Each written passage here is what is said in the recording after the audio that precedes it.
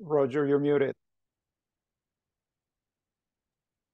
Hi. All right. Hello, everyone. I'm Roger Waldinger, professor of sociology at UCLA, director of the Center for the Study of International Migration, and I am delighted to welcome you to today's event. This event is co-sponsored with our friends and colleagues at the UC San Diego, the Center for Comparative Immigration Studies, and also with the UCLA Latin American Institute, the director of which, Ruben Hernandez Leon, is here on the screen with us. So I will introduce today's speaker in a moment, but I want to let everyone know that we are temporarily stopping for the season, but we will begin again next quarter with an event on January 19th with the historian Tina Schull, who is going to present her book entitled Detention Empire, Reagan's War on Immigration and the Seeds of Resistance, and there'll be a comment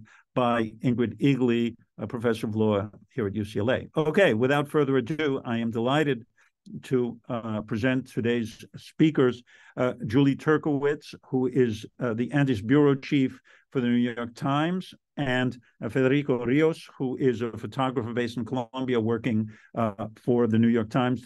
Together, they have produced some incredible stories about migration through the Darién Gap, and I am so delighted that they are here to tell us about their reporting and the situation that they've been covering so brilliantly. So Julie and Federico will each present separately. Julie will start, followed by Federico. They will continue for roughly 45 minutes, and then we will segue to Q&A. The best thing to do is to send me a message, but if I can see you on the screen and you raise your hand, I will be happy to recognize you and you can address yourself directly to the speaker. So, Julie, Federico, the floor is yours.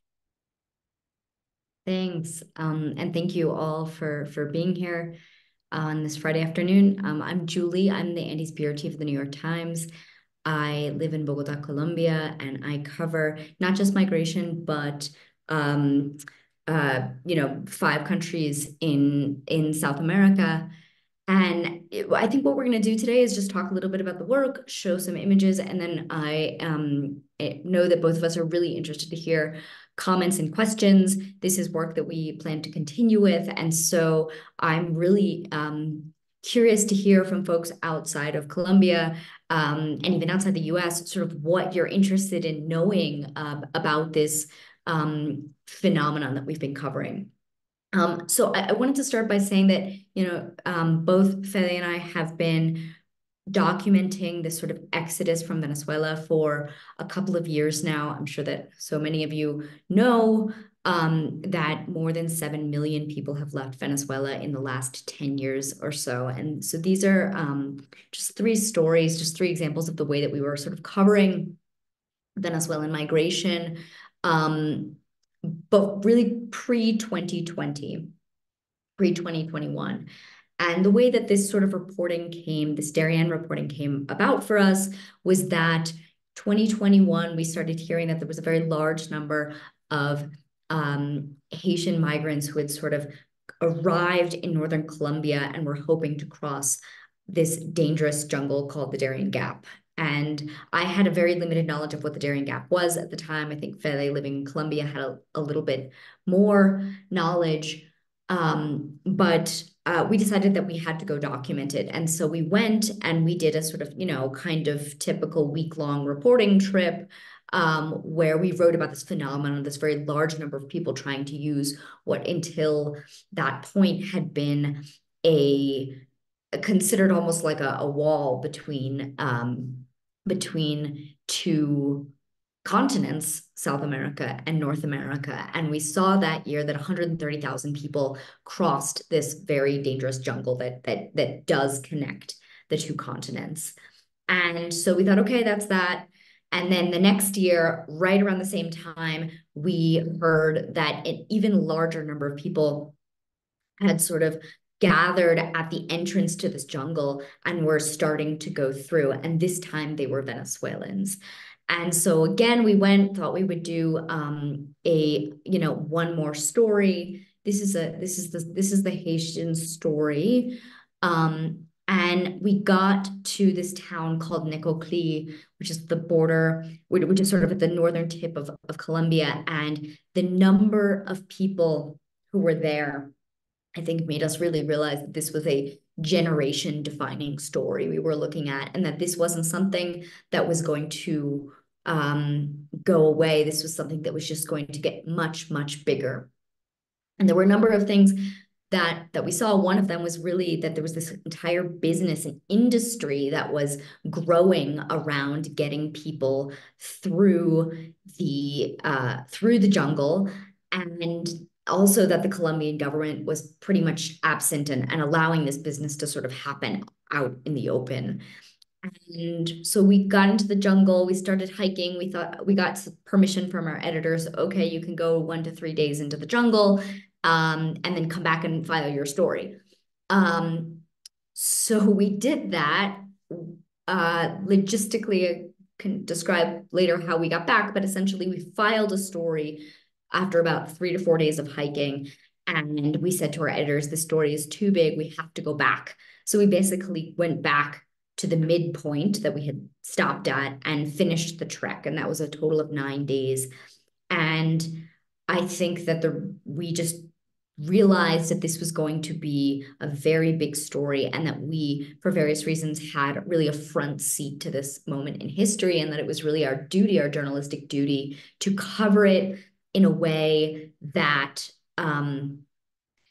that people in the US could relate to, right? And that people felt that they had to read, that it wasn't just another migration story, but that they had to read it. And I think that for me, I'm from the US. I've seen the way that migration is so often covered. And while there are many reporters doing amazing work on this topic, so much of the focus often ends up being on the border. And then it is sort of reduced to this question of what should we do about the border? What should we do about the border? And reporting from further south, I think, really allowed us to step back and tell people stories and talk about why people were leaving their countries, and just tell a bigger, much more international story. And so after we wrote the first story sort of about this very large number of people from Venezuela who were risking really everything to make this journey, which I'll put right here. We were looking for other ways to talk about what was happening in the jungle. And we knew that we had heard from NGOs that one of the problems was family separations, that things are so chaotic on the route that parents sometimes get separated from children. And that was one of the things that as we went back into the jungle for the second half of that journey, we thought that we might be able to talk about, but we really weren't sure. And lo and behold, we came across a little girl who had been separated from her mother. And that story became kind of the next story for us. And I think really helped us kind of take this really big phenomenon. You can see this image here from Fede, which is just kind of gets at both the individual storylines, but also the bigness of the phenomenon. And this story that we did about Sarah and Alexandra, this is the mother and daughter who were separated, I think really helped boil it down to what that experience is like for one family. And I think that one of the things that was most special for us about that story was how much reader reaction we received. I mean, it was just like dozens of emails, tons and tons of people who were just commenting or wanted to reach out and help them. And what that really said to us, and I think what it really said to our editors also, is that people were connecting with this story. And I think that some of the most special emails I got were from people who said like, hey, this isn't normally the kind of story I relate to, but this really touched me and this really affected me. And it really said that I think we were sort of breaking down some of our very sort of stagnated political conversation about migration. I wouldn't say we totally broke it down. I think that would be a little bit above my pay grade, but at least we were having people respond in that way. So one of the things that happened on this first journey is that while most of the people we were meeting were from Venezuela, there were also some people from Haiti, a couple from Cuba. We were really just shocked to see people from China and Afghanistan. And Federico had this experience where there was this family in the jungle, and there was this older woman with a headscarf, and he took a picture of her, and he said, excuse me, where are you from? And the family said, we've come from Afghanistan. And then they later actually asked him not to publish that photograph. So that photograph has not been published, but that really told us that this is not just a Venezuela story. This is not just a South America, it's not just sort of Latin American, Caribbean story. This is a new path that people from all around the world are using. And so we went back in February and March of this year, and we did the trek again. And this time we did it with a group from Afghanistan. And it was sort of both a story about this internationalization of this route, but also a story about the way that the US has not created enough pathways for people coming from the countries that it once worked with. And so that story was quite involved, and we ended up starting in Brazil, where many Afghans first arrived in South America, and then trekking all the way up. And we even actually ended that reporting sort of saga in Mexico, watching Afghan families, throw ladders over the wall and arrive in the United States. And we're still in touch with a lot of these families, but particularly some of the Afghan families. So from there, it just became very clear that what we really need to do is step back a little bit and look at what are the factors that are facilitating this. And I think both of us really had seen how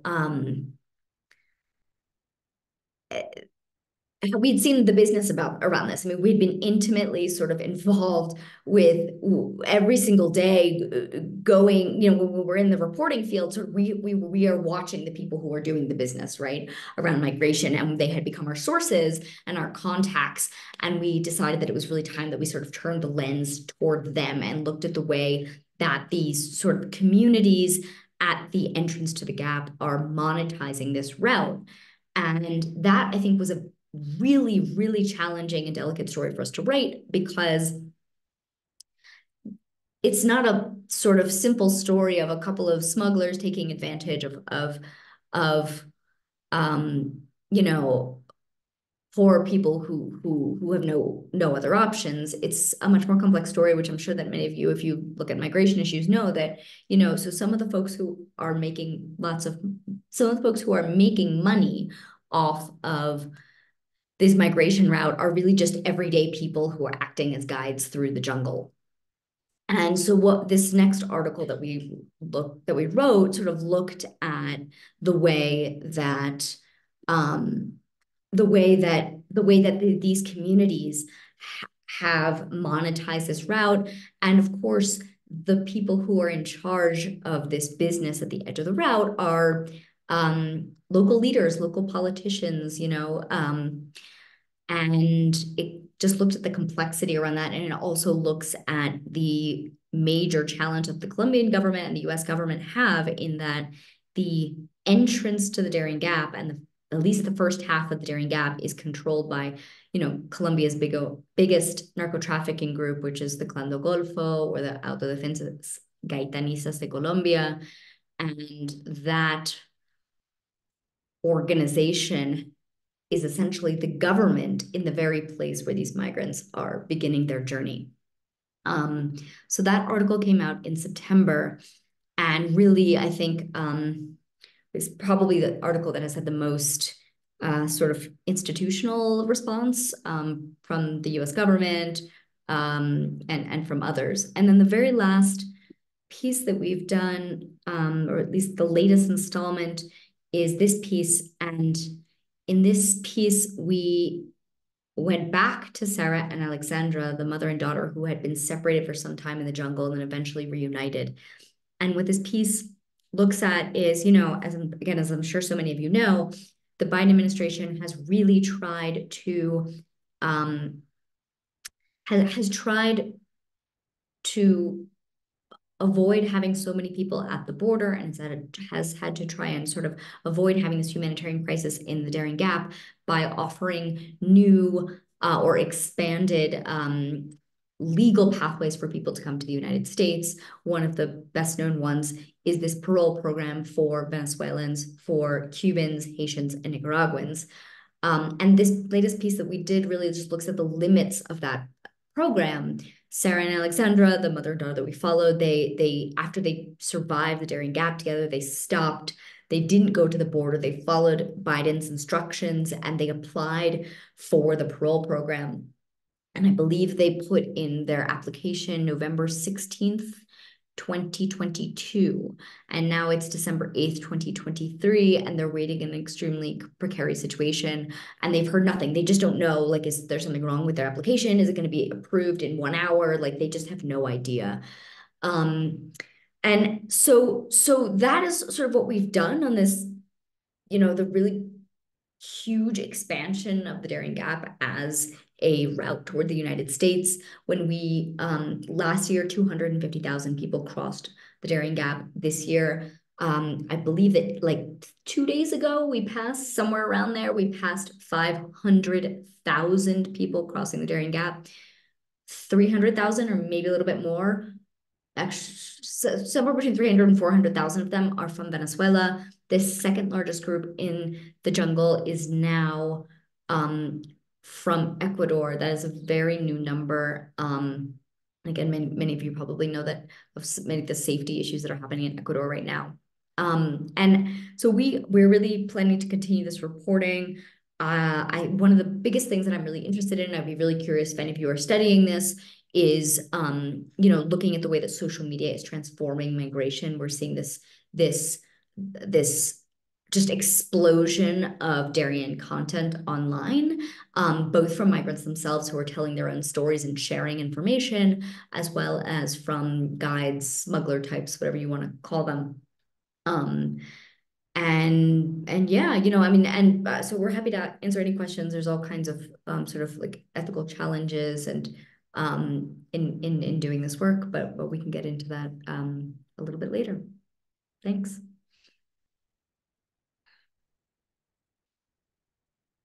One second. Thank you so much, Julie. So, Federico, do you want to begin?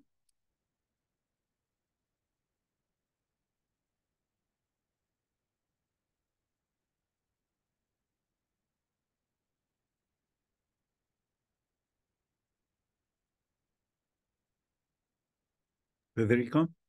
There is a question from Zoe.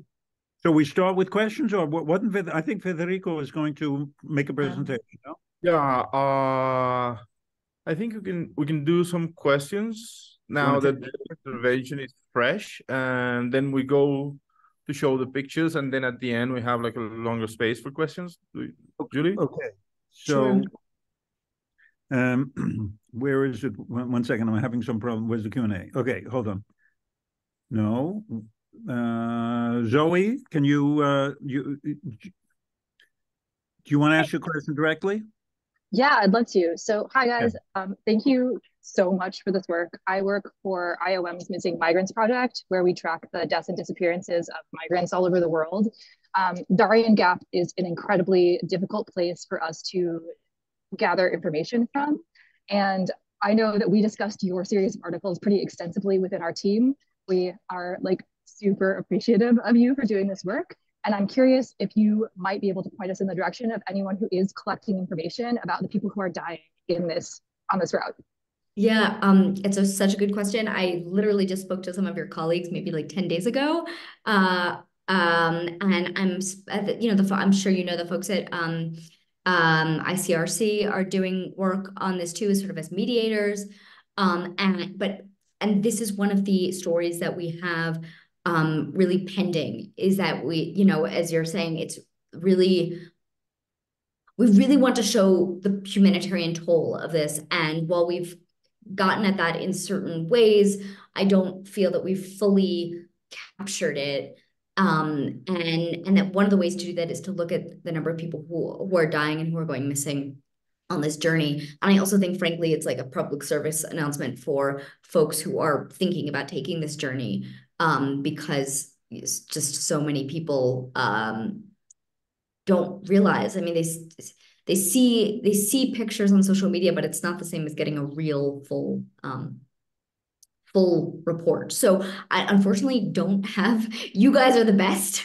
And the only thing I'll say is that I'm really interested in also the way that social media is used to talk about the dead and missing, because there's a ton of information on, you know, in the Facebook groups, in the WhatsApp groups, on TikTok, where people are being reported dead and missing. It's just like, how do you vet all of the, how do you gather all of those cases, then vet all those cases, then follow up, et cetera, et cetera. We haven't done that work.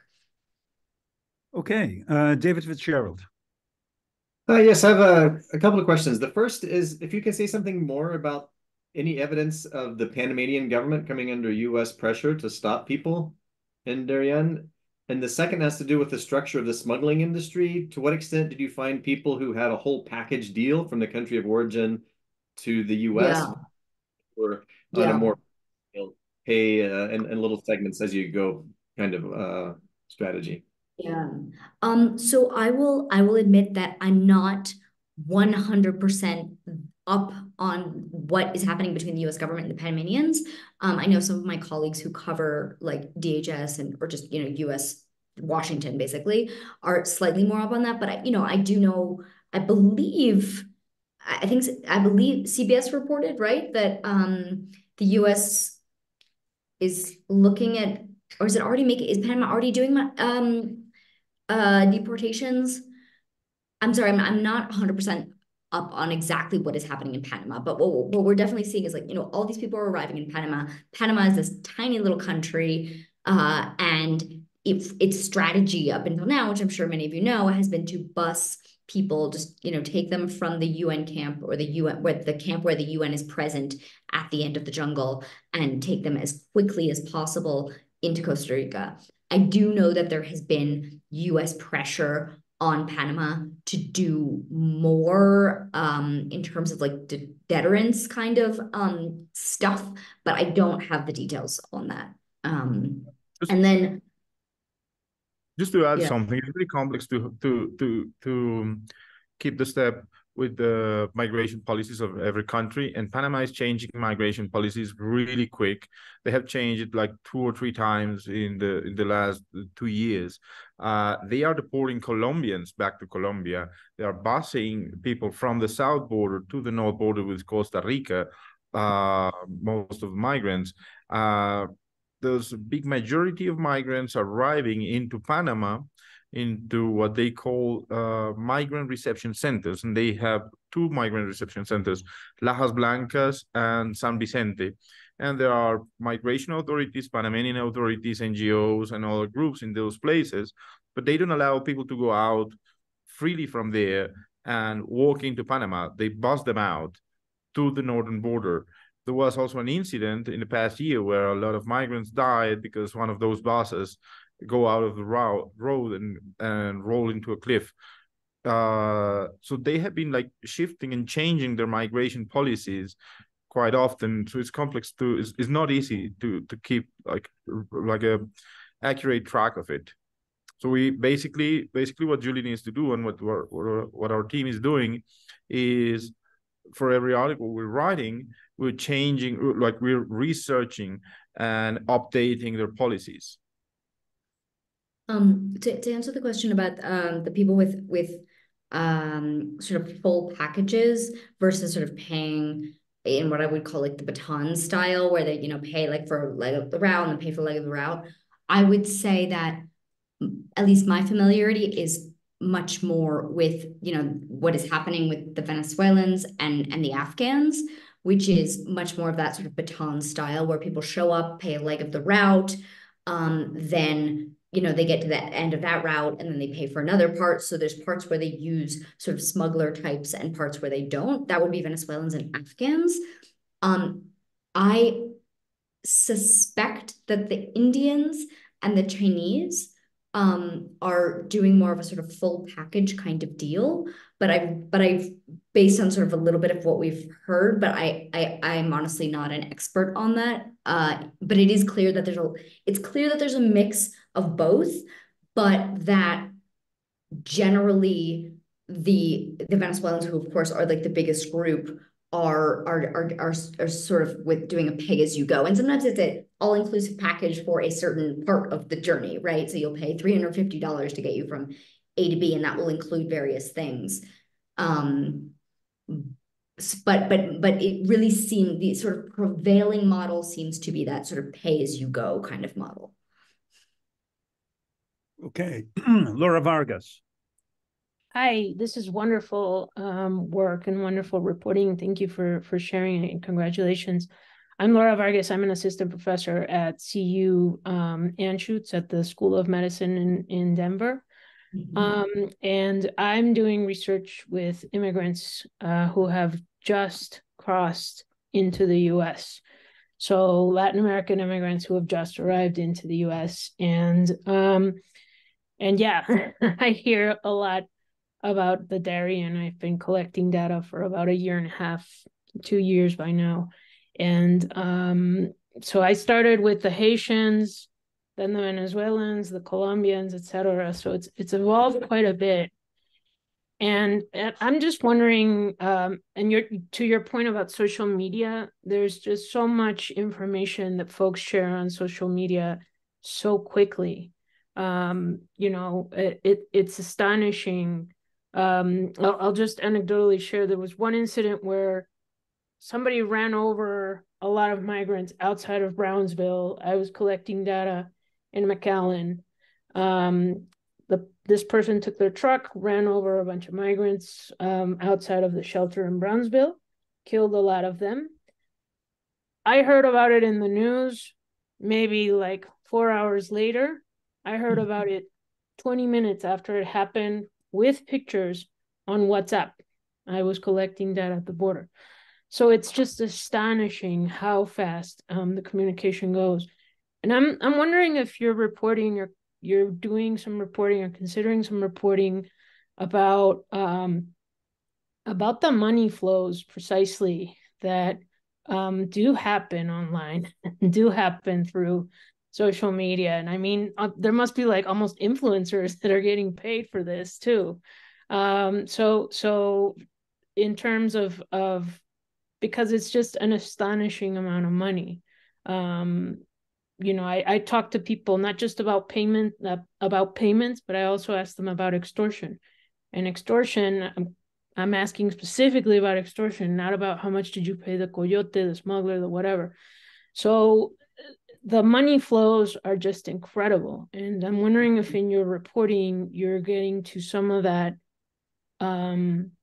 chain of money and how all this money is being moved around. Yeah. Seems like that would matter. Well, the first thing I'll say is stay tuned for the next article in the New York Times, Okay. which is going to really touch on some of these topics that we've been really looking at really closely, and looking at the connection between like money and social media and migration. I do think there's going to be more to be done though, even after this article comes out, because as you said, it's just an astonishing amount of money. And so, we did this article that looked at the amount of money that's being spent just in Northern Colombia by migrants. And I mean, then we're talking about tens of millions of dollars. I can't even remember. We just did like mind-boggling calculations, especially for that kind of region. But that's just one tiny little part of this, right? And Federico and I were talking the other day about loans like that people take out for migration, and kind of like so there's I think it's so important to look at the money, because it's like, how does this circle go around, right? So yes. Okay, Federico, do you want to present? Yeah, I will present. I'm going to recap some of what Julie says. And this is okay. Now you're seeing the picture of the people and the houses in the river. Correct. Okay, so this was back in 2021. We have done some report about migration from Venezuelans coming to Colombia, going back to Venezuela, going to Brazil, moving around, trying to stay in Bogota. When COVID hits. Venezuelan population was one of the first to feel the economic collapse because they start losing their jobs, and some of them start walking back from Bogota to Venezuela. That's like weeks walking in the roads. But in 2021, after Jovenel Moïse, the president of Haiti, was killed, lots of Haitians, thousands of them, start trying to cross the Darién Gap. Haiti is half of an island in the Caribbean, but migration from Haitians has been happening for decades. They came first to Latin America. Some of them went to Brazil. Some of them went to Chile. Those were kind of the preferred destinations for them. And I don't know if this was just a coincidence, an accident, or a detonator, but when President Moïse were killed, thousands of them start going from Brazil and Chile to the north of South America, reach Colombia, and try to cross the Darién Gap. We have seen the evolution of these places, and it's incredible to see how the business of migration has been evolving to adapt, trying to provide a service and, of course, charge some money. This picture I'm showing you here, I want you to remember this picture is a place called Las Tecas. We went there in 2021 and started documenting Haitians while they were crossing the Darién Gap. And that year, at the end, it was about 120,000 migrants crossing the jungle. And that was very precarious. Father and daughter, people with cell phones, no information. One common situation we have seen in the migrants crossing the Darién Gap is that no matter how the internet flows, no matter how the information goes in social media here and there, most of the people who goes to Necoclí, which is like the starting point to cross the jungle, they don't have information of how long it's going to take them, what do they need to bring, what should they left. Like, they don't have practical information. They start walking the jungle and asking themselves and the people around them every minute, how long is this going to last? Are we going to arrive today? Are we going to arrive tomorrow? They just don't know. This Haitian woman passed out for some minutes. She was exhausted. The Darién Gap is a stretch of jungle about 100 kilometers, and there is no road. There is no nothing. There were only paths, and those paths are becoming wider and bigger as more people is crossing the jungle. It was one of the characters we follow, a woman with the baby, a daughter, and her husband.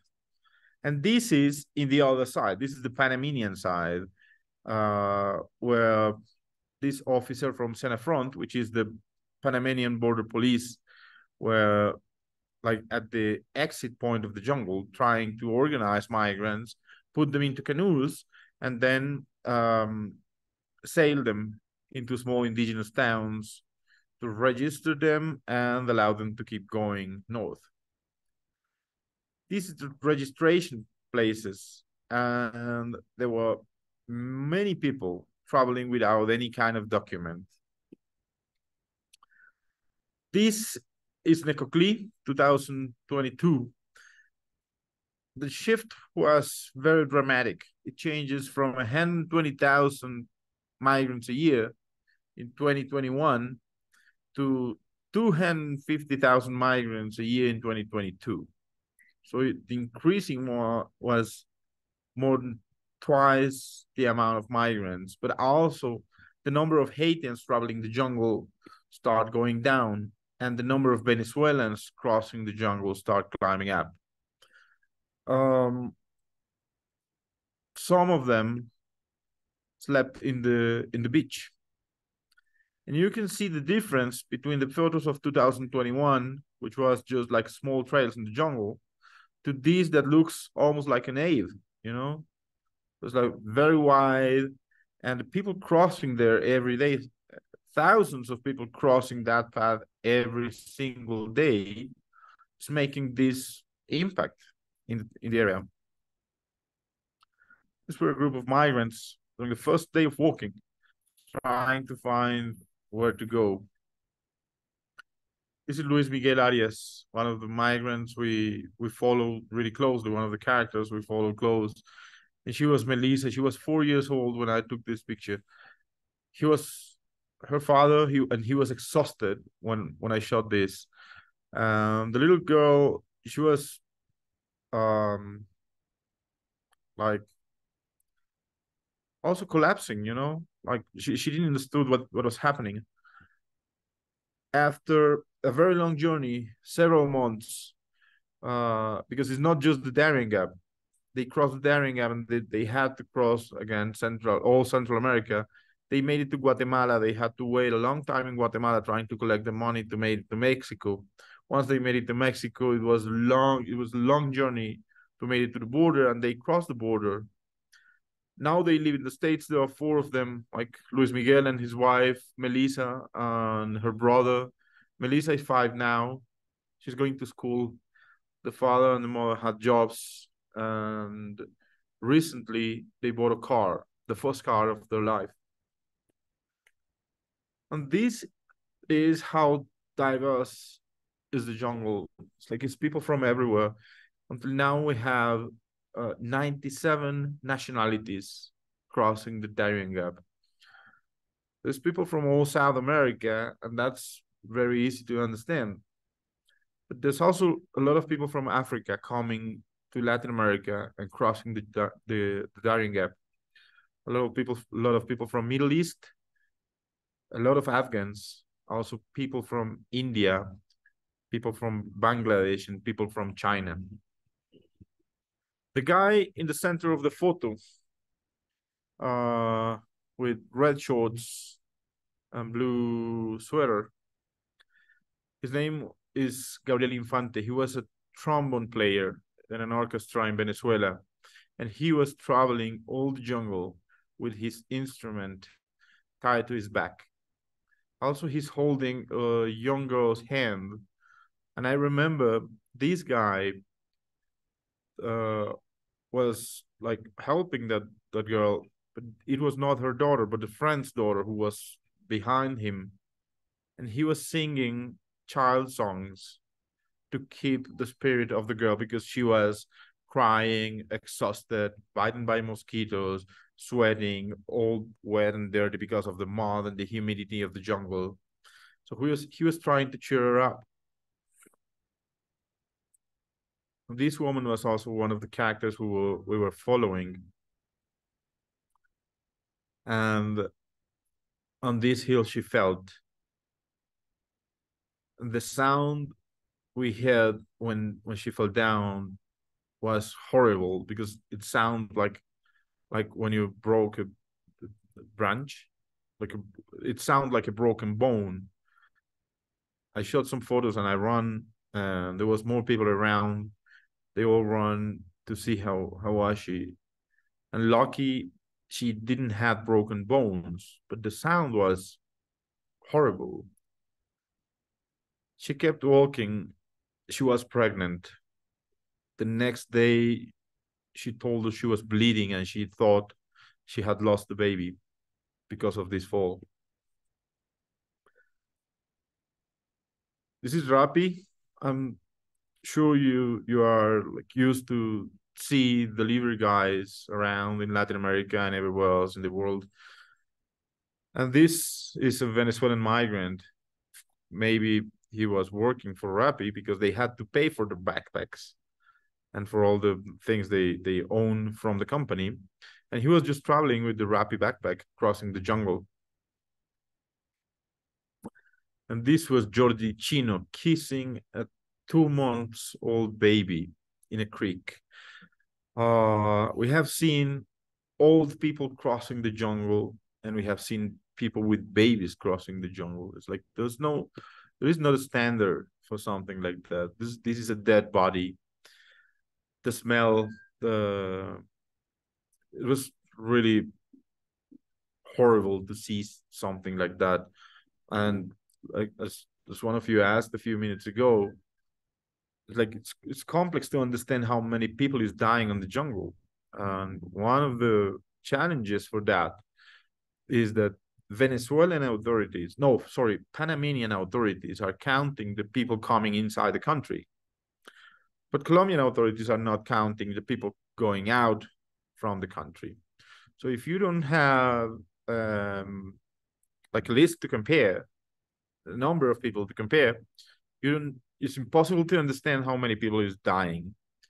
So we are talking about 500,000 people crossing the jungle in 2023. But that's the official number Panamanian authorities are giving us. And we know there is a sub-registration for that, because there's people who doesn't go to this migrant reception center. This is Gabriel Infante again. He was playing the Venezuelan anthem in the mornings to cheer up people. And people were happy. It's really complex, but there's a lot of solidarity, and there are like glimpses of happiness amidst all the sadness, pain, and desperation you see in the jungle. People try to help each other. This is one of the indigenous towns in the middle of the journey. So once you leave Colombia and start walking inside the jungle, and before exiting into Panama, there are some indigenous towns in the trail. In this one specifically, the migrants were held inside this fence. The migrants were held inside this fence. They had to camp there for one night, and next day they had to pay to exit the place. So if you didn't have the money to pay, you had to give something, like cell phone, a watch, a pair of earrings, a gold bracelet, whatever, but it was not like possible to go out from this place without paying for migrants. This woman was really sick. She was on the floor coughing. She had fever, vomiting. I think it was highly possible that she has drink contaminated water, because as people is walking the same creek, they are drinking water from that creek, and of course is not good water for drinking. But also she can be bitten by a mosquito and get malaria or any other vectorial disease, or there's a couple of things that could get her so sick as this. And there's nothing to do. There's no treatment. There's nobody to go to. There's nobody.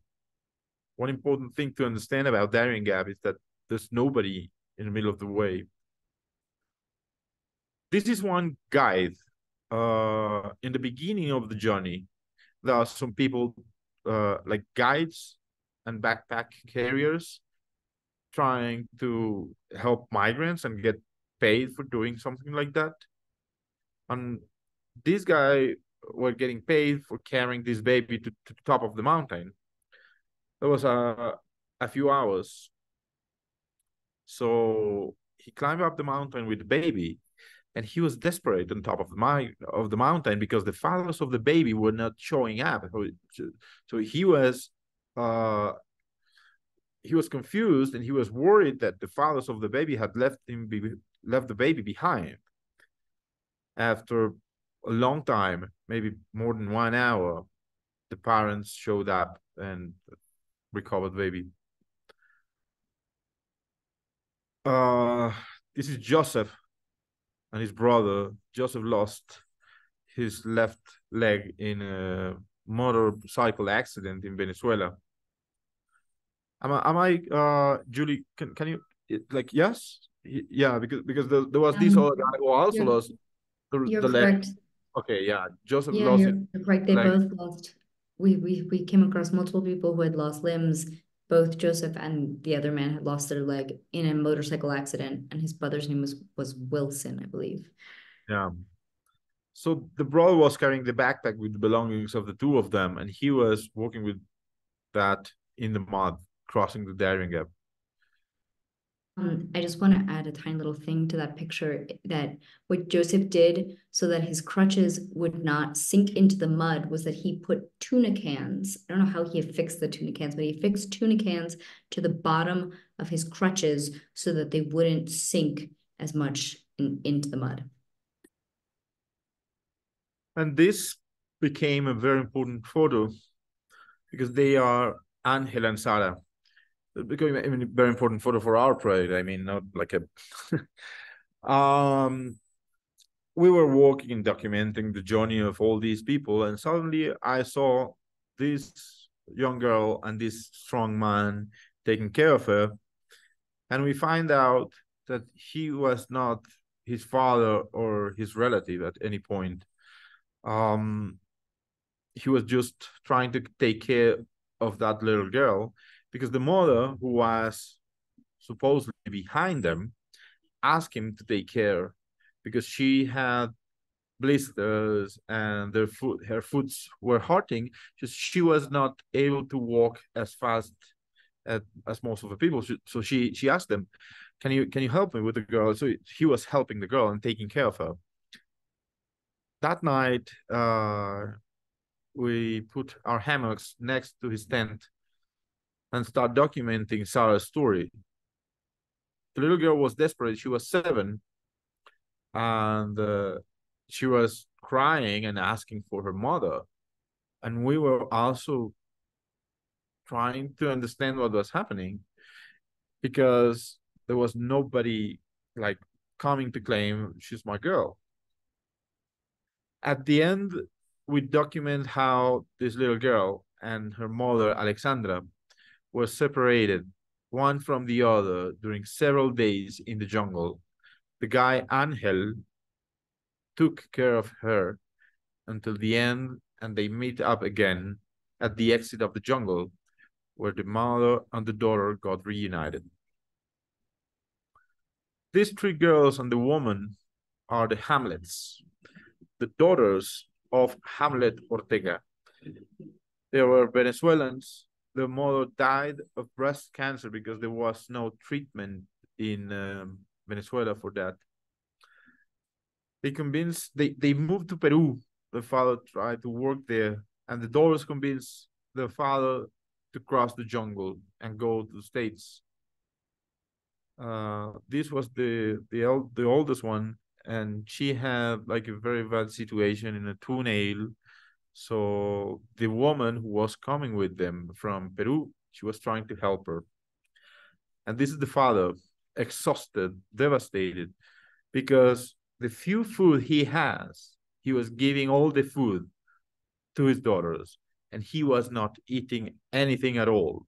So he has no energy in his body, because this photo was like maybe 6 or 7 days after walking in the jungle, and the man was not eating anything at all. It was rain, of course. It rains, the rivers, the mud. If it's not raining, the sun is burning. And then at the end of the journey, like the last 3 or 4 days, the rivers are really, really big. So crossing the rivers is a danger, because it's really hard to tell when the river is growing suddenly. So if it's rain on top of the mountain, you don't even see that, and suddenly it's like an avalanche and the river grows. So this is how people need to cross the river from one side to the other, trying to protect themselves.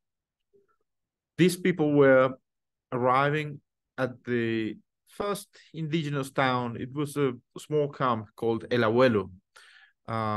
It was an indigenous town of, I don't know, no more than 10 houses, just a few people. But that was the first like civilized place they saw after several days in the jungle. And this is, Julie, please correct me if I'm wrong, but I think this is San Vicente, yes? Yeah, correct. This is San Vicente Migrant Reception Center, where the migrants find Panamanian authorities and some NGOs like Doctors Without Borders, UNICEF, United Nations, like several NGOs are working from there. And I should add one thing, that if any of you are talking to migrants. That's the place that people will call like La ONU, like the UN, because that's the camp. It's technically it's a Panamanian government camp, but the UN operates inside, and so it's sort of colloquially referred to as the UN camp. So in this place there are showers, a place to charge the cell phones, and all migrants are mostly desperate because they haven't heard from their families in several days while crossing the jungle, and their families haven't heard about them. Just as Julie said, we were crossing the Darién Gap, and we found that there was also Afghans traveling the Darién Gap, and that caught our attention. So we start trying to identify the situation, and we track it back to Brazil. And we understand that Brazil was giving the Afghans humanitarian visas.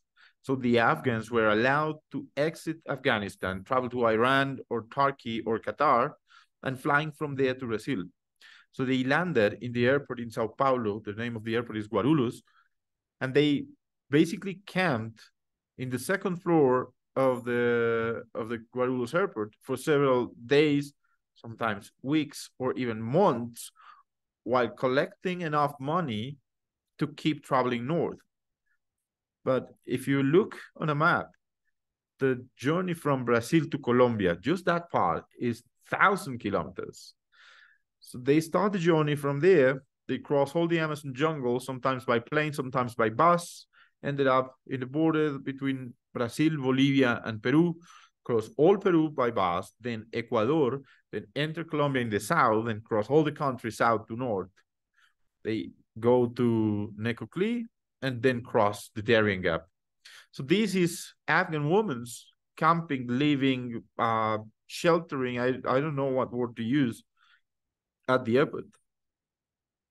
And there was some social programs in Brazil trying to keep the Afghans there, trying to help them with the language, with trying to find them jobs, and trying to put the kids into schools.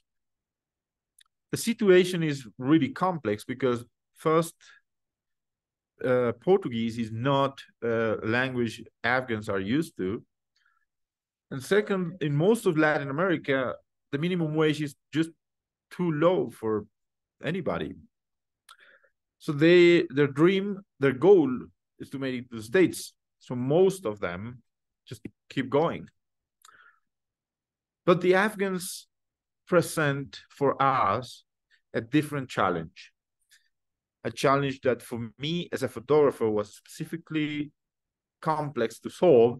And thanks God, Julie was there to help me. The problem was that some Afghans told us if the Taliban saw a picture of their face back there in Afghanistan, they will go behind their families and kill them because they were traitors fleeing the country. So I had to photograph Afghan people flying Afghanistan, migrating through South America, but without the faces. And that's where Julie came up with these kind of beautiful ideas to have some portraits of them that wouldn't cross the ethic borders of putting people in danger just because of a photo. It was pretty challenging also because, well, you have now heard my broken English, but with the Afghans, it was much more complex because many of them didn't speak any English at all. Some of them speak Dari and Pashto, and just a few of them were able to communicate with Julie and me in English. We start doing things like that to show how was their daily life in Brazil while waiting to decide if they were traveling north or not, and at the same time trying to protect their faces. This woman belongs to an ethnic minority in Afghanistan who's been like followed and basically exterminated by the Taliban. And then while we were following the Afghans into the Darién Gap, we also found the Chinese. And we start understanding how this was about people from all around the world. this guy standing in front of the camera wearing that suit, it's like, that wouldn't be our choice to cross a jungle for several days. But that was a gift given to him. So he was very proud of that suit. He was coming from China. He was also belonging to a religious minority. He was feeling a lot of weight on his shoulders. And then he, as many of his Chinese friends, fled the country. The Chinese used different routes. They somehow managed to get a flight to go to Ecuador. And from Ecuador, they had to cross Ecuador and Colombia by bus, made it to the border and made it to Darién Gap. This is the people in line in the north of Colombia before taking the boat to cross the Gulf to start walking into Darién Gap. And here you can see how the local people was like pushing their own boundaries and trying to prepare for migration. This is at the port who sell the boat tickets to cross the Gulf. Every migrant has to cross the Gulf before entering the Darién Gap. And well, this is in Spanish, English, and I don't know if that's Mandarin or Cantonese. But there was also these kind of scripts in Haitian, Hindi, and many other languages. This was a Haitian migrant, but photographed in 2023. The number of Haitians crossing the jungle now has been decreasing, but is not stopping or disappearing. And these were the Chinese boarding the boats across the jungle. We start walking and we cross the jungle with the Afghans. This was Sharif, a police officer from Afghanistan who fled the country with his wife and his little baby. And this, I can't, sorry, Julie, I don't remember the name. This is, I believe it's Mohammed Rahim. There were two, Mohammed Rahim, you're right. Two brothers who was two Mohammeds who were brothers who were traveling together as part of a family of 17 people who had come from Afghanistan. And this guy had several like complex medical condition. He has like high pressure, diabetes, and many other stuff that was making even harder for somebody to cross the jungle. But also he was 70 something. One brother was 60 and one brother was 69 or 70. So he had to stop pretty often. And his family was hydrating him and giving him massages and like sugar biscuits and things like that to keep him up. But it was really complex. This is Sharif again with his wife and his baby. And when we were crossing the jungle with the Afghans, some of them were open to photograph to allow us to photograph their faces. Not all of them, I have to say. And we stuck to that, Julie and me, because we thought it was very important also to the world to understand what was happening inside Darién Gap, but for us to respect the people's will. So if they didn't want it to be photographed, we don't photograph them. If they didn't want us to use their last name or the first name, we didn't interview them or we didn't use the name, even when it's really complex for a journalistic mission to do that kind of stuff. Yeah, I'll just add that, especially just considering what you said before, especially, with all of these stories, we've had major ethical considerations about how to protect some of the people that we are writing about, because obviously when people are fleeing their country, they're often fleeing things that they can't put in the newspaper, especially not on the front page of the New York Times. And so, without sort of getting into all the details, particularly with the Afghan families, it was like months-long conversations with many of them about how we would portray, like what we would reveal exactly, as well as conversations with, say, our colleagues who work in Afghanistan about what kinds of dangers existed if we published faces or names and things like that. And I'll just say, logistically speaking, what we did in this case was we showed up in Nekokli, met this very large group of Afghans, 54 people, and essentially our introduction was, hello, we're the reporters from the New York Times. We're going to be going with you on your journey. Anybody who doesn't want to talk to us is no problem at all. We will not be photographing your faces, and we will not be publishing your last names. And that was like the starting point, because we knew, especially, there's all sorts of cultural and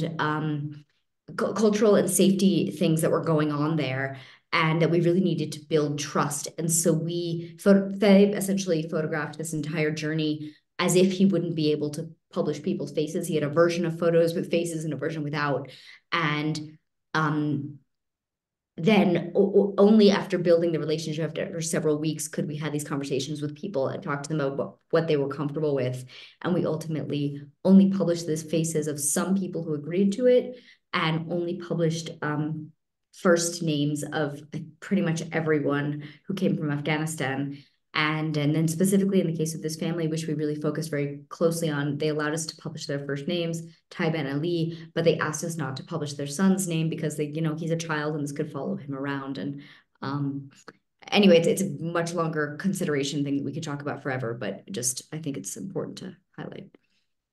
So in this case, for example, the guy is Ali, and the wife in a purple shirt behind them is Taiba, and the guy in blue is Julie. Jalil. Yeah, the cousin. The cousin. Mm-hmm. And they, for example, they didn't want us to use the name of their kid, the name of the baby. So we were able to use Ali and Taiba's name, but not the baby's name. Or we were able to use the baby's age. And I think it was very challenging, but at the same time, it was a very important lesson of journalism for me, and for Julie too, I guess, to understand the cultural barrier between between how we see the world and how the Afghans see the world. It's like, because I was there and I was not trying to tell them what to do and what not to do, or things like that. But it was really, really complex. These were Chinese people cooking their food in the migrant camps at night. And this is a 13-year-old Chinese woman in the floor, and his father is in the back. She was really sick, vomiting and feeling really bad. I should add one more thing, is just that, we knew that really wanted to be able to also tell the stories of the Chinese families that we saw in the jungle, and we knew that also language was going to be a huge barrier. And when we had access to the internet, we could actually do a lot with translating services and have sort of basic conversations about where people came from and why they were leaving. But once we were in the jungle, that wasn't possible. And so what we did, because very, very, very few of the Chinese migrants we met spoke any English at all, much fewer than the Afghans. In the group of Afghans, there were maybe 6 people who spoke very, very good English and were extremely compelling and expressive. And it was there was such a language barrier. But the wonderful thing that we were able to do was to take down the information of the people that we met, who we were, of course, communicating with really just through our act of being there. And then one of our colleagues who focuses on China was able to follow up with them once they got to the US, and then tell that story with which Ruben just put in the chat. This was Taiba and her son and many other Afghans waiting and walking in the jungle. This was almost the exit of the jungle for the Afghans when they were reaching the final point. And these were the canoes they had to travel with to the other places. This is one of the young Afghan women we followed the first night they arrived. It was complex. This was the first time she saw the sea. Her first experience at sea was traveling in a boat packed with people at night, with people shouting her in Spanish, things they didn't understood, all wet, very scared. And it was like really devastated moment.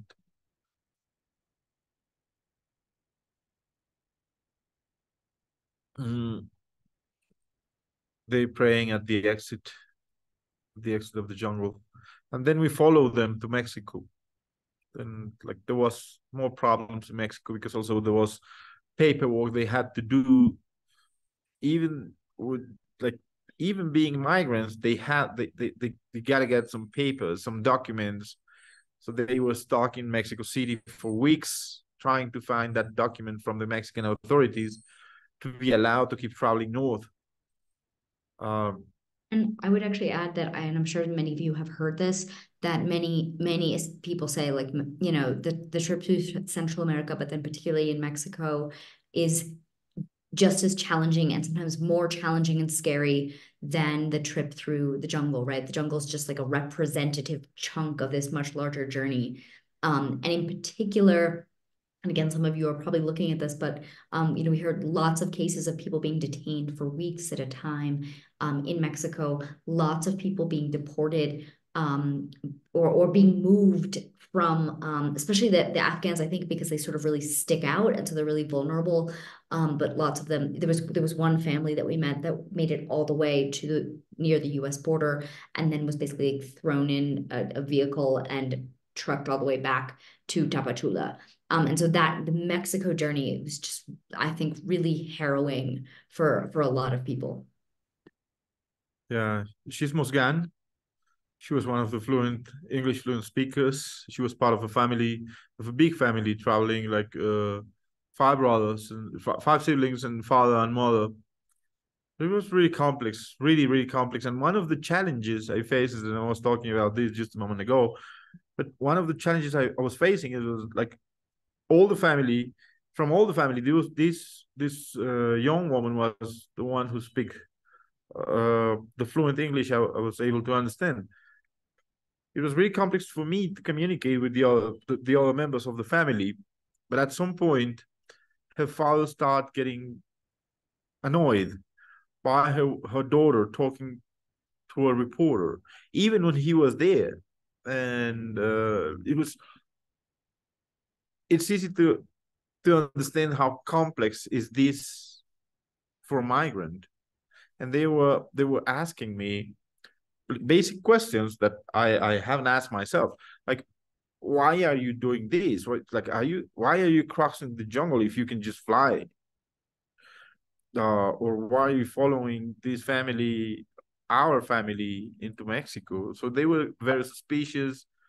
Yeah, it was not easy to understand. This was Well, I would say if Federico and I think we benefit, especially in this case, from being like a man-woman team because, you know, especially when you're dealing with sort of like cultures from all over the world.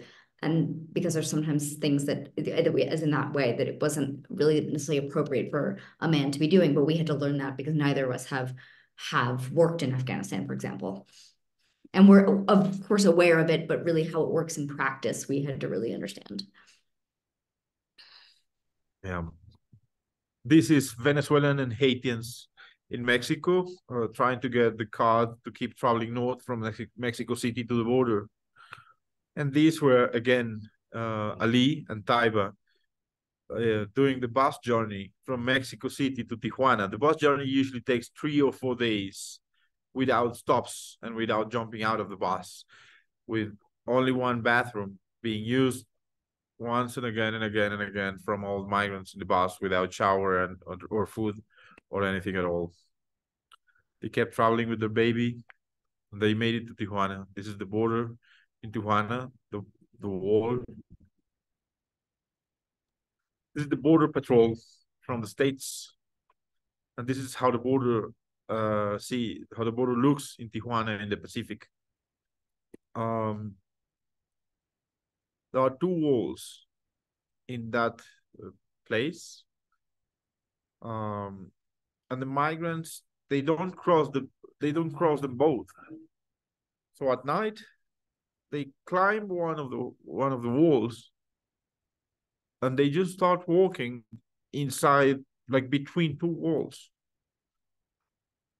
They had, like, the coyotes had these handmade ladders, and they climb the wall, get down in the other side, and they just sit down between the walls and wait for the border police to come, and they just give up. After that, we came back to Necoclí to understand the business of migration. If a tourist wants to go from Necoclí to Acandí, I know this is confusing town names, but if a tourist wants to cross the Gulf for tourism or local purposes, the boat ticket is $20. But if you're a migrant, it's not 20, it's 40. And the boat companies claim that migrants are not coming back. So they had to charge twice the money because their boats are coming back empty. And that's only how it starts. From there, it goes really deep. This is one of the guys selling goods and travel packages to migrants. This is how they arrived to Necoclí. So if you calculate that a bus can fit about 50 people inside, and there were days of 4,000 migrants crossing the jungle, it's easy to do the math and understand how many buses have to arrive to Necoclí every day to put that amount of people inside the jungle. But nobody is paying a lot of attention to that. So this is happening every day during all day on plain sight, and nobody seems to control something like that. This is William Agnes' son, one of their sons. It was a family, William, his wife, 3 boys and 1 daughter, and they were living here, next to this boat. They were setting their tent every day, working hard, begging in the streets, trying to collect money enough to make the journey. This is also another girl sleeping in this improvised hammock in the beach. This is a blanket tied to a palm tree. And the fathers and herself were selling like candies in the streets, trying to collect the money. Because to cross the Gulf, you need $40, but once you're in the other side, you need more money. This is a sticker they got, and the sticker is like the proof that they have already paid for security and they can go and cross the jungle. But the sticker has to be paid not to Colombian or Panamanian authorities, but to the groups that control the area. Yeah, because I'll answer Warren's question really quickly in this picture. So in this question of like, is there any involvement by drug lords in crossing the Darién? So this part of northern Colombia is controlled by this very powerful armed group called the Clan del Golfo, or the AJC, the Autodefensas Gaitanistas de Colombia. And they're essentially a group that makes money off of lots of things, including narco trafficking, and sort of act, the Defensoria in the region, the ombudsman calls them the hegemonic armed actor. And what they essentially do in this region is that they set the rules, right? So this whole migration business exists because they allow it to exist. There's different disputes. The group will say that they're not really involved with migration. Other people will say like they are the business. And so there's some dispute about exactly how involved they are. But what we can say is they control the region. They set rules in the region. For example, they say people in the region, you cannot rob a migrant, you cannot sexually assault a migrant, you cannot kill a migrant, because we, the group, will come after you, right? They want to set good conditions for people to pass through. That everybody is, they will admit that they do that. The other thing that we know that they do from our reporting is that they charge a tax to all of the migrants. It's something that is fairly new, which is a $70 or $80 tax, which is collected by people who call themselves like agentes or asesores or líneas. And once the migrant pays this $80 tax, they get this sticker, which sometimes has the US flag on it.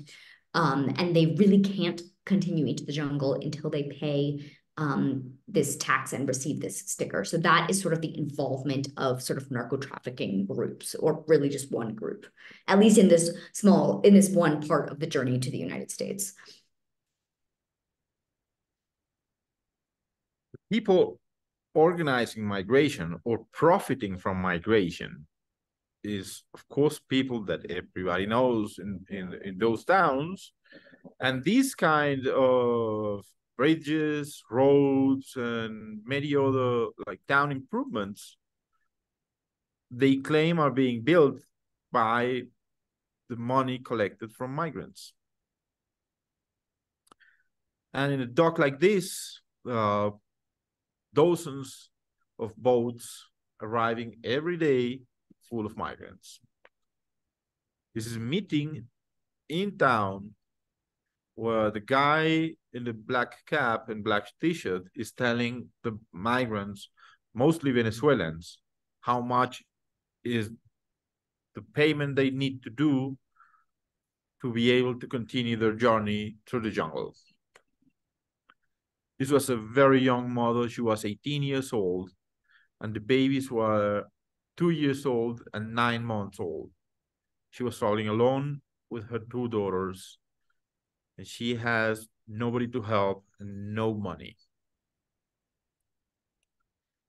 And these are bracelets given to migrants after they pay.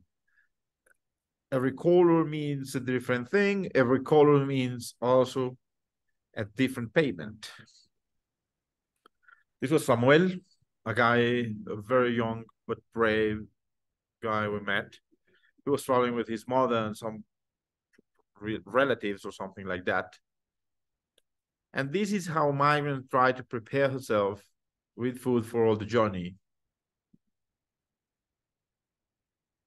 It's so sophisticated. How do you say sophisticated? Sophisticated? Sophisticated. So sophisticated the situation that now, before entering the migrant camp in the Colombian side, that is not run by the state or any NGO, but some people, they search you, they don't allow knives or weapons, machetes, or anything like that. And yeah, and I think just to this idea of like who's pulling all the strings, right? So you have this larger group in the region, the AJC, that sort of sets the rules and the boundaries and collects a tax, right? They're sort of acting like a government. And then you have local leaders. Some of them are who sort of run like community councils. Some of them are politicians who have organized this business, and they're the ones who hire through a foundation. They've set up a foundation, which they call Fundación Nueva Luz Darién. And they've set up this foundation where they hire this guy who has the guia shirt. They hire the guides. They say, okay, we're going to do security, etc. So those are the sort of like two institutions that are really running this. And this is what I ask you to remember the first picture. Do you remember the first picture of Las Tecas in 2021? There was just a few tents. This is how it looks now. So 2 years, this evolves to solar panels, stores selling everything, and 2,000 to 3,000 migrants a day. And this is how it started. Every morning, thousands of migrants rushing to cross the rivers and walk up to the mountains to cross the Darién Gap. This is a picture of Samuel. For me, it's important because it shows like how bittersweet could be to be in a place like this. And this is a Venezuelan woman walking with her cat. She bring that cat from Venezuela and she carried the cat all along the Darién Gap. This guy was selling empanadas, pasteles. How do you say that, Julie? Help. And it's empanadas, in all the languages. Okay, this guy was selling empanadas. It was surprising for us because we were walking, sweating. This was really far, like several hours into the jungle. And suddenly, in a river, we take a turn, and there was this guy with empanadas saying, "Empanadas, empanadas, try them. If you don't like it, then you don't have to pay it." So, and he was making, well, quite a decent profit from that, you know. But at the same time, it's complicated because they are selling these goods to migrants who are basically dying from starving. This other guy was selling ice creams. So just imagine walking in the jungle, like really close to dehydration, absolutely exhausted, sweating, and there's a guy with this on his bag screaming, "Ice cream, ice cream, ice cream." It's like, it's a really, like, I don't know, like dystopian situation. But I think it's really worth mentioning that, the minimum wage in Colombia is $250 a month. That guy told us that on a good day, he sells 200 ice creams for $1 each. And so he is essentially making a monthly minimum wage in a single day, right? And that's what's keeping this, this business going. So these groups that control the region charge the migrants the money. They control all the route to the border between Colombia and Panama. This is a place called the Fourth Camp, and it's right into the border between Colombia and Panama. There are like stores, people sell food, really expensive. Like a bottle of water is $5. And food is like $10 to $15. This family was also exhausted. Just imagine being a boy or a girl, like 10 to 13 years walking in this hell. They also rent these hammocks to sleep, $10 each for a night. And this was the last day. These people were preaching at 4 in the morning before starting the journey inside Panama. This is how a traffic jam of people looks like inside the Darién Gap, because the path is so thin that people can just flow fast from that. And this is the border. This is the people at the border between Colombia and Panama. It's easy in this picture to understand that to the right is Colombia, to the left is Panama. These migrants are into the very border of it. There's nothing but jungle behind them and in front of them, and they have to go and keep walking. This is an Ecuadorian woman, and daughter fell down from a man's shoulder. The man was trying to help her, and the daughter fell down and cut his eyebrow. Yeah. So the people charging money from the migrants are also hiring people like the guy in blue, who is a nurse, and they are putting these nurses along the way. So this girl, just to speak to Sean's point, I mean, this idea that it seems like these non-governmental agencies are filling the gap. I mean, so this is a doctor who is hired by the Fundación Nueva Luz Darién, which is run by local leaders, which is making millions of dollars charging migrants to go through the jungle. But when they charge the migrant, the migrant is charged $170 for that bracelet that you saw, as well as the $80 tax to the Clan del Golfo or the AJC. But in that package, that $170, you get medical services. And so the local leaders under this foundation have hired this doctor to live in the jungle. I'm sorry, he's a nurse to live in the jungle and to help in these kinds of cases that, as you can see, could be life-threatening if this little girl has, 5 more days to hike through with her eye completely open up. And so there are no NGOs. The Red Cross is not inside the jungle. The Colombian government's not inside the jungle. The Panamanian government's barely inside the jungle. And so you have this group that is working alongside this larger armed group, at least at the very least, you could say in parallel, and providing these life-saving services. Yeah. And we exit the jungle and we met Sarah again. Sarah is the young girl who was being lifted by a man in a mud. She and her mother were the ones who listened to Biden's suggestion for migrants that asked them to stop crossing illegally, apply for asylum in a legal way, find a sponsor in the States, and wait to get wait to be approved and travel like in a regular way. More than a year after, they're still waiting. This is Sarah and Alexandra, happily reunited, but waiting because they haven't been granted access to the States. Every day, every hour, Alexandra, the mother, looks on her cell phone to see if their application has been approved. And it's been more than 365 days, and she has been looking and looking and looking once and again and again and again. Both are becoming desperate. Both listen to Biden policies. Opposite to them, most of the migrants we followed and most of the migrants we stay in touch made it to the States. Now they have stable jobs. The kids are attending school. They are able to improve their lifestyle, and they are living what they were looking for. This is a picture from Venezuela.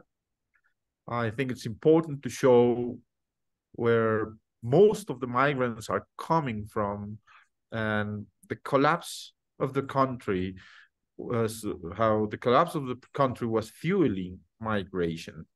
And this is a short series I want to show you to finish all this long presentation. This is a set of 10 portraits of Afghan migrants at the exit point of the jungle, showing what the most loved belonging to cross the jungle. This was a picture of her husband and her nephew back in Afghanistan. He was showing us the Quran. He was showing us a picture of his wife back in Afghanistan. I'm really sorry, I don't remember the name of this, but this like a necklace, but it's not just like a random necklace, like a regular one, but something they used to pray. She was a very smart woman, and this was a dictionary, like English Dari, if I'm not wrong. She learned several languages by herself. She crossed the jungle with her cell phone, and it was really important for her. This was a mother telling us that the most important thing for her was her daughter. This is a section of Quran, a bottle of water, and this guy chose a flower because he has no belongings left. This is Julie and me in the middle of the jungle, and I wanted to show you this photo because we took this photo, but we never use it in social media. We took this photo as a memory for us. But also, crossing the jungle and documenting migrants had become like a door for us to talk about ethics in journalism and about do's and don'ts.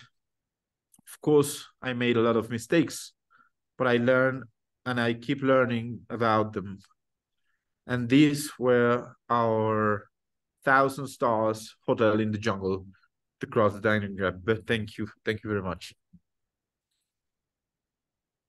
I know that we're super short on time. I just want to address one question, and that just sort of goes with the photos. Is that I think it's really important to talk about the fact that right now what you're seeing is the Colombian side of the journey, which is really the first day and a half or so, or 2 days, depends how you talk about it, but is quite organized and really controlled by this armed group. And then, of course, this foundation. And so while there's still dangers and people have heart attacks and terrible things happen, it's somewhat organized. Once people cross over into Panama at this point, it's much, much, much more chaotic because the Panamanian government doesn't have the same kind of control over the route as the AJC, the armed group, has on the Colombian side. And there are indigenous communities that live on the Panamanian side in particular that are really involved with migration. And